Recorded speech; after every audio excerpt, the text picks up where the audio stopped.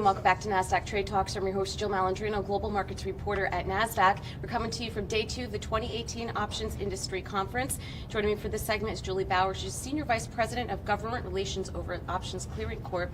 Thank you very much for joining us. Sure. At OIC. I'm sure you're busy with all the regulatory happenings. So OCC and the U.S. Securities Market Coalition, you work to represent the listed options industry in D.C. So why is it important for OCC to play this role?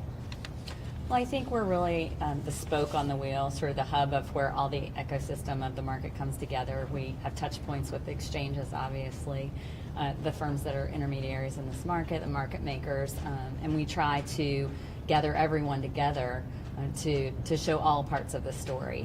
What are some of the educational challenges you face in D.C.? Well, as you know, the folks in D.C. who are working on policies at the regulatory agencies, you get a lot of experts. On Capitol Hill, you get some folks that are generalists who don't spend all their day on financial services issues, and particularly options. These are not always easy issues to explain. So it's really getting the bandwidth and getting, again, all the pieces of the market together at one place to tell the whole story in a short and digestible way for people who need to understand how these things work. What are some of the key regulatory and legislative issues that the industry should be focusing on?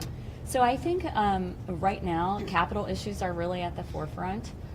There are a lot of overlapping, interconnected capital issues that are impacting the different players in the markets. And so that's what folks are spending a lot of time on. You also, over the past year, we spent a lot of time on tax issues as well. And I think really we're always on the lookout for market structure discussions and issues, because that always has an ability to have real trickle-down effects on all the players in the market. So last year, OCC brought, excuse me, Congressman Reid to the industry conference to talk about tax reform. This has never happened on camera. This year you have Congressman Holkman here to talk about the financial services sector. So does that mean members of Congress are paying more attention to the U.S. options industry?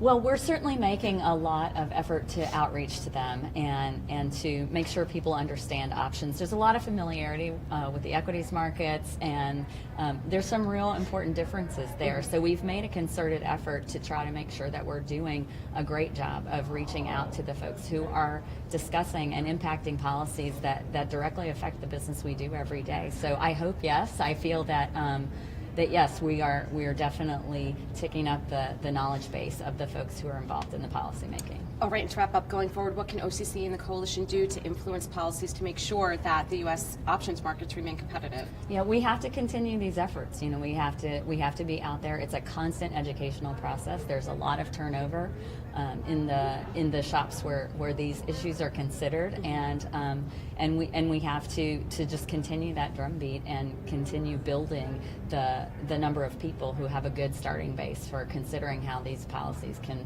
trickle down through the industry. All right, well, thank you very much for spending time with us at OIC, and traders, thank you for spending the day with me. I'm Jill Malandrino, Global Markets Reporter at Nasdaq.